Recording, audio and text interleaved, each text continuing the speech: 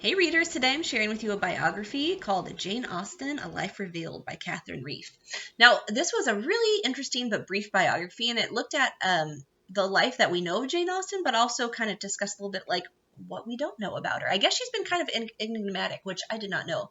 I love Jane Austen. I love the movies. I love the books. I just delight in her wit and her sort of analysis of human society, especially at this particular time period. When the book opens, it starts talking about how one of the reasons we don't know a lot about Jane Austen is her family burned a lot of her letters. She was a prolific letter writer, but for whatever reason, her family chose to destroy a majority of her letters and writings. The guess is to preserve her privacy.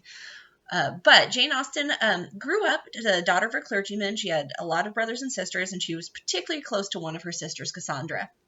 And she was inspired to be a writer early on. She had writers in her family, but it was just something she was super passionate about. And at a very young age, she started writing like little stories that, of course, she read to her family, but didn't try to publicize. She did, though, in her teens, write sort of the bones of what would become some of her major novels, like Pride and Prejudice, Sense and Sensibility. They were under different names and had, totally different structures, but the guts of it were there. We find out who was close to her in her life, the different families she was engaged with. We also find out there was a lot of death early on, which was common in the time period, but, she lost a lot of friends and family to unknown illnesses.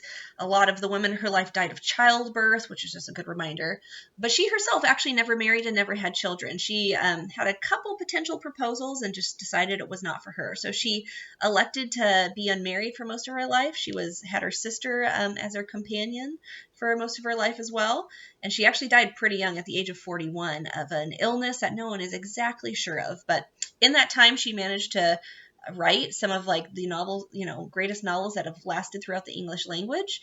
And the book talks a little bit about like the process of publishing for her.